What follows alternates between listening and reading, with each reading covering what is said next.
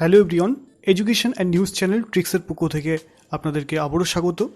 আজকে একটা নতুন টপিক্সের উপর আলোচনা করতে চলেছি।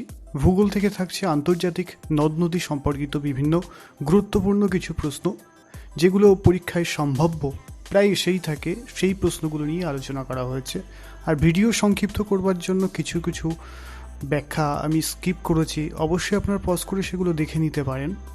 আর বলে রাখি, যদি আপনারা পিডিএফ পেতে চান তাহলে কিন্তু আপনারা ডেসক্রিপশান বক্সটা চেক করবেন, যেখানে আপনারা পেজ এবং গ্রুপের লিঙ্ক পেয়ে যাবেন, যেখানে যথাসময়ে কিন্তু আপনারা পিডিএফ পেতে পারেন। তো সতর্কভাবে সদা মনোযোগ সহকারে কিন্তু আপনারা এই ভিডিওটা প্রথম থেকে শেষ পর্যন্ত কিন্তু দেখবেন। আশা করি আপনাদের অনেক পরীক্ষাতে এইগুলি অনেক উপকারে আসবে। আজকের প্রথম প্রশ্ন, পৃথিবীর বৃহত্তম নদী জল পরিবহন এটি কোনটি? পৃথিবীর মধ্যে বৃহত্তম নদী জল বহনের দিক থেকে। তো প্রতিটা কোশ্চেনের জন্য 5 সেকেন্ড করে কিন্তু সময় থাকছে, আগেই কিন্তু আপনারা দেখে নিয়েছেন।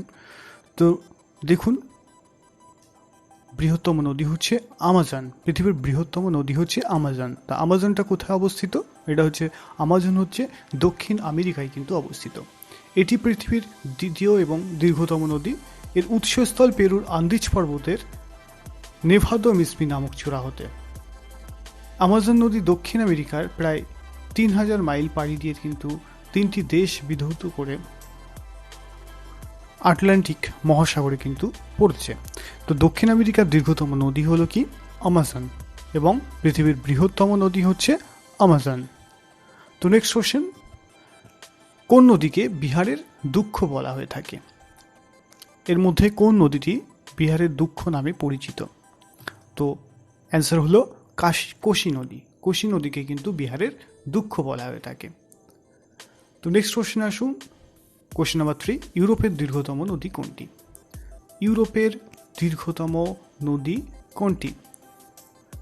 তো অ্যান্সার হলো ভলগা। ভলগা হচ্ছে কিন্তু ইউরোপের দীর্ঘতম নদী। দৈর্ঘ্যের দিক থেকে বলুন, প্রবাহের দিক থেকে বলুন, এই অববাহিকার দিক থেকে ইউরোপের কিন্তু বৃহত্তম নদী। আর রাশিয়ার মধ্য দিয়ে এটা প্রবাহিত হয়েছে বেশিরভাগ। রাশিয়ার জাতীয় নদী হিসেবে কিন্তু এটা গ্রহণ করা হয়ে থাকে। মস্কো যে শহরটি, মস্কো শহর যে প্রায় 11টি শহর কিন্তু এই ভলগার অববাহিকায় কিন্তু অবস্থিত। আর রুশ সংস্কৃতিতে এই অনবদ্য অংশ, এই নদী কিন্তু রূপকথা, রাশিয়ান সাহিত্য এবং রূপকথার ভলগায় কিন্তু ভলগা মাতুস্কা বা ভলগা মা বলে কিন্তু আখ্যায়িত করা হয়ে থাকে। তো ইউরোপের দীর্ঘতম নদী ভলগা এবং বেশিরভাগটা কিন্তু রাশিয়ার উপর দিয়ে প্রবাহিত। কোশ্চেন নাম্বার 4, নেপালের দীর্ঘতম নদী কোনটি? আমাদের প্রতিবেশী দেশ নেপাল। নেপালের দীর্ঘতম নদী কোনটি? তো নেপালের দীর্ঘতম নদী হচ্ছে কালীগণ্ডক। কালীগণ্ডক হলো নেপালের দীর্ঘতম নদী। কোশ্চেন নম্বর 5, ভুটানের দীর্ঘতম নদী কোনটি? এর মধ্যে ভুটানের দীর্ঘতম নদী হলো মানস। মানস হচ্ছে কিন্তু ভুটানের দীর্ঘতম নদী। কোশ্চেন নম্বর 6, আফগানিস্তানের দীর্ঘতম নদী কোনটি? তারপরেও বলে রাখি যে ভিডিও সংক্ষিপ্ত করবার জন্য আমি একটু তাড়াতাড়ি বলছি। সেক্ষেত্রে আপনাদের যদি বুঝতে অসুবিধা হয় তাহলে আপনারা ভিডিওটি পজ করে কিন্তু আপনারা কিন্তু ব্যাখ্যাটা দেখে নিতে পারেন। তো অ্যান্সার হলো হেলমন্দ। হেলমন্দ আফগানিস্তানের দীর্ঘতম নদী। আফগানিস্তানের মুদ্রার নাম মনে রাখবেন আফগানি, এবং আফগানিস্তানের বেশিরভাগ প্রধান নদীর উৎস কিন্তু এই জলাধার থেকে। আর এই সময় মনে রাখবেন, এক সময় কিন্তু এখানে শস্যের দিক থেকে ব্যাপক সেচ কাজের ব্যবহৃত হতো এই নদী, কিন্তু বর্তমানে এর খনিজ লবণের পরিমাণ আধিক্য থাকার কারণে কিন্তু এর উপযোগিতা অনেকটা কমে এসেছে। নেক্সট কোশ্চেন, ভারতের রাজধানী দিল্লি কোন নদীর তীরে অবস্থিত? এই কোশ্চেনটি কিন্তু প্রায় পরীক্ষায় এসে থাকে। দিল্লি কোন নদীর তীরে অবস্থিত? দিল্লি হলো যমুনা নদীর তীরে কিন্তু দিল্লি অবস্থিত। মোট দৈর্ঘ্য 1376 কিলোমিটার এবং উৎপত্তিস্থল যমুনোত্রী হিমবাহ, উপনদী চম্বল, কেন, বেতোয়া। আর এর উপরে অবস্থিত দিল্লি ছাড়া মথুরা, আগ্রা কিন্তু এর তীরে কিন্তু অবস্থিত। নেক্সট কোশ্চেন, কোশ্চেন নাম্বার 8, মায়ানমারের দীর্ঘতম নদী কোনটি? অপশানগুলো দেওয়া আছে এরাবতী, শতদ্র, চন্দ্রভাগা, নীল। এর মধ্যে কোনটি? তো সঠিক উত্তর হলো ইরাবতী। ইরাবতী কিন্তু মায়ানমারের দীর্ঘতম নদী। মোট দৈর্ঘ্য 725 কিলোমিটার। উৎপত্তি তার লোটাং পাস এবং পতন ঘটেছে সেটা হচ্ছে চেনাব বা সিন্ধুতে কিন্তু এর পতিত হয়েছে। কোশ্চেন নাম্বার 9, শ্রীলঙ্কার প্রধান নদী কোনটি? শ্রীলঙ্কার প্রধান নদী কোনটি? তো শ্রীলঙ্কার প্রধান নদী হলো মহাবলী গঙ্গা হচ্ছে শ্রীলঙ্কার প্রধান নদী। এর দৈর্ঘ্য 350 কিলোমিটার। কোশ্চেন নাম্বার 10, বাংলাদেশের দীর্ঘতম নদী কোনটি? এর মধ্যে বাংলাদেশের দীর্ঘতম নদী কোনটি? তো অ্যান্সার হলো মেঘনা। মেঘনা হচ্ছে বাংলাদেশের দীর্ঘতম নদী। কোশ্চেন নাম্বার 11, ভারতের দীর্ঘতম নদী কোনটি? ভারতের দীর্ঘতম নদী কোনটি? অপশানগুলো দেখুন, অ্যান্সার বলার চেষ্টা করুন। 5 সেকেন্ডের মধ্যে কিন্তু আপনারা এমসিকিউ টেস্টে অংশগ্রহণ করুন। স্কোরটি অবশ্যই কমেন্ট বক্সে জানাবেন। আপনারা পরীক্ষা দিয়ে আপনাদের পরীক্ষার ভিতটা মজবুত করুন। তো অ্যান্সার হচ্ছে গঙ্গা। গঙ্গা হচ্ছে ভারতের দীর্ঘতম নদী। তো গঙ্গা সম্পর্কিত বিভিন্ন প্রশ্ন কিন্তু আসে, অবশ্যই ব্যাখ্যাংশটা একটু ভালো করে বুঝুন। মোট দৈর্ঘ্য 2510 কিলোমিটার। ভারতের 2017 কিলোমিটার কিন্তু ভারতের মধ্যে আছে।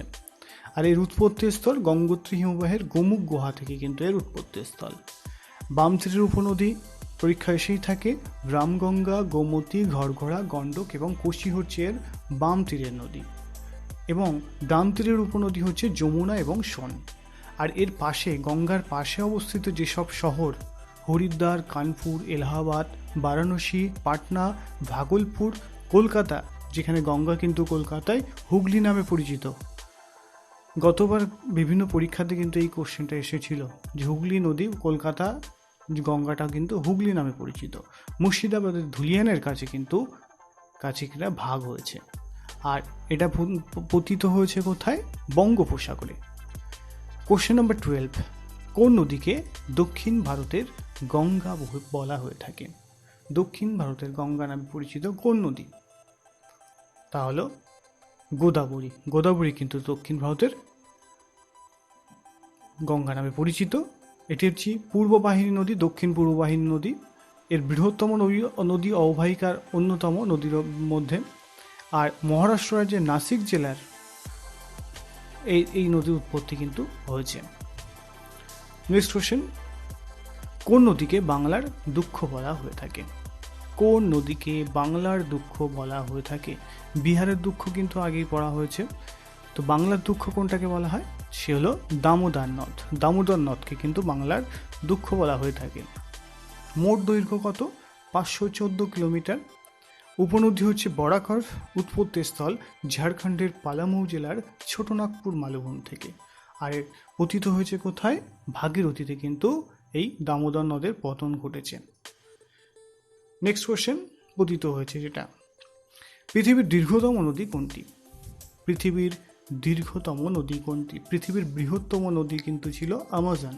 তো পৃথিবীর দীর্ঘতম নদী হলো নীলনদ। নীলনদ কিন্তু পৃথিবীর দীর্ঘতম। নীলনদ সম্পর্কে অনেক প্রশ্নই কিন্তু এসে থাকে। এটি নীলনদ কিন্তু আফ্রিকা মহাদেশের একটা নদী। এর দুইটি উপনদী রয়েছে, একটা হচ্ছে শ্বেত নীলনদ আর একটা হচ্ছে নীলাভ নীলনদ। শ্বেত নীলনদের মধ্যে হচ্ছে দীর্ঘতম। তো খ্রিস্টপূর্ব 31 অব্দে নীলের অববাহিকায় গড়ে উঠেছিল সবচেয়ে একটা বড় সভ্যতা। 10টি দেশ নীলনদের আশীর্বাদ পুষ্ট, সেগুলো হচ্ছে মিশর, সুদান, দক্ষিণ Sudan, Burundi, Rwanda, Congo, Tanzania, Kenya, Ethiopia এবং উগান্ডা। এগুলো কিন্তু এই হচ্ছে নীল নদের তীরে কিন্তু অবস্থিত।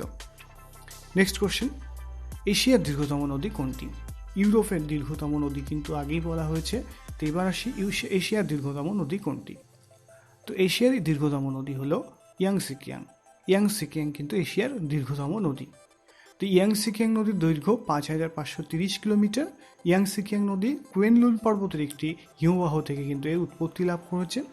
আর ইয়াংসিকিয়াং নদী কুয়েনলুন পর্বতে একটি হিমবাহ থেকে উৎপত্তি লাভ করেছে। চীন সাগর এর পতন ঘটেছে। পতিত হয়েছে কোথায়? চীন সাগর।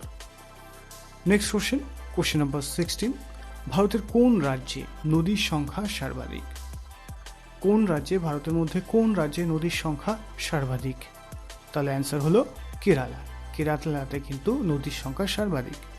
নেক্সট কোশ্চেন, পাকিস্তানের দীর্ঘতম নদী কোনটি? তো পাকিস্তানের দীর্ঘতম নদী, সকলেই জানা একটা কোশ্চেন, পাকিস্তানের দীর্ঘতম নদী হলো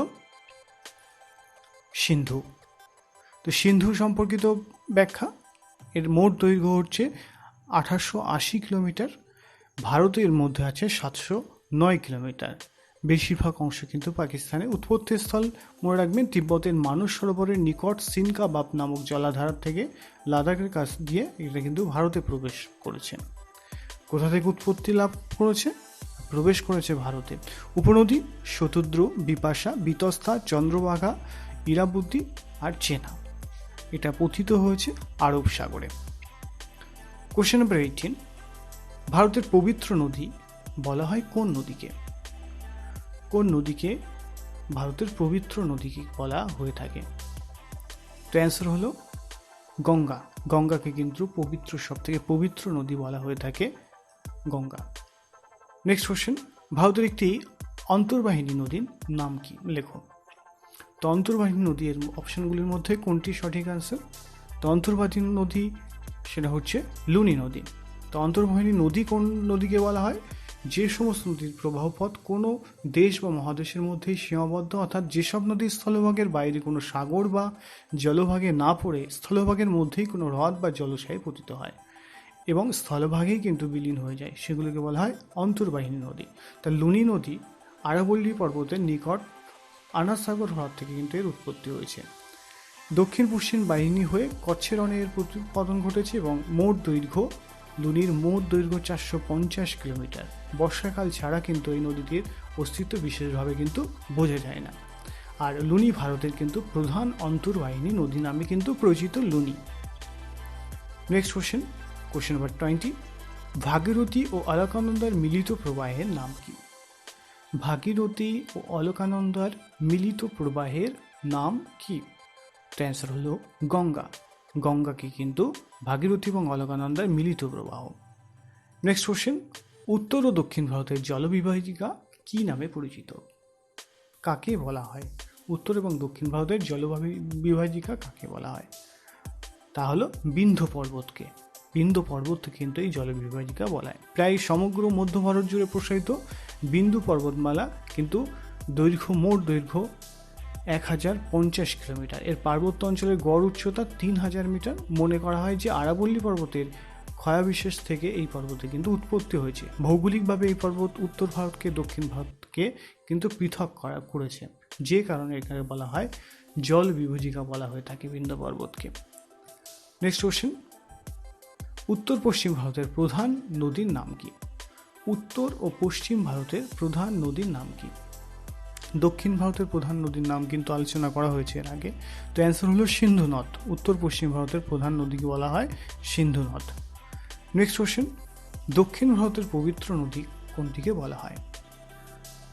দক্ষিণ ভারতের পবিত্র নদী কোনটিকে বলা হয়? বাংলার পবিত্র নদী যেমন গঙ্গা, তো দক্ষিণ ভারতের পবিত্র নদী হচ্ছে গোদাবরী। গোদাবরী নদীকে বলা হয়। এই গোদাবরী সম্পর্কে আগেই বলা হয়েছে, ত্রিম্বক মালভূমি থেকে কাছে উৎপত্তি ঘটেছে, আর প্রংহিতা, ইন্দ্রাবতী প্রভৃতি এর উপনদী। আর পাশে অবস্থিত শহর হচ্ছে নাসিক। পতিত হয়েছে কোথায়? বঙ্গোপসাগরে। আর দক্ষিণ ভারতের, মনে রাখবেন, দক্ষিণ ভারতের পবিত্র নদী নামে পরিচিত এই গোদাবরী নদী। আর বাংলার পবিত্র নদী কোনটি পরিচিত? তা হলো গঙ্গা। কোশ্চেন নাম্বার 24, কাশ্মীর উপত্যকার মধ্য দিয়ে কোন নদী প্রবাহিত হয়েছে? যে কাশ্মীর উপত্যকার মধ্য দিয়ে কাশ্মীরের যে নদী, তা কোনটি? সঠিক অ্যান্সার হচ্ছে ঝিলাম বা বিতস্তা নদী। কাশ্মীরের উপর দিয়ে কিন্তু প্রবাহিত হয়েছে। কোন নদীর তীরে হরপ্পা ও মহেঞ্জোদারো সভ্যতা গড়ে উঠেছিল? দুটি সভ্যতা, প্রাচীন সভ্যতা হরপ্পা এবং মহেঞ্জোদারো সভ্যতা গড়ে উঠেছিল সিন্ধু নদের তীরে। তো বন্ধুরা, এমন ধরনের প্রশ্ন পেতে অবশ্যই কিন্তু আমাদের চ্যানেলটির সাথে যুক্ত হতে হবে। আর ফেসবুক, হোয়াটসঅ্যাপ, টেলিগ্রাম পেজে অবশ্যই যুক্ত হন এবং সঠিক সময় বিভিন্ন প্রশ্নের আলোচনা পান। সেগুলো মক টেস্টে অংশগ্রহণ করার জন্য কিন্তু আমাদের ইউটিউব চ্যানেলটিকে কিন্তু সাবস্ক্রাইব করে রাখতে হবে। আর অবশ্যই মনে রাখবেন, অন্যকে সুযোগ করে দেওয়ার জন্য লাইক করুন, শেয়ার করুন, আর অবশ্যই সাবস্ক্রাইব করুন এবং অপরকে করতে বলুন।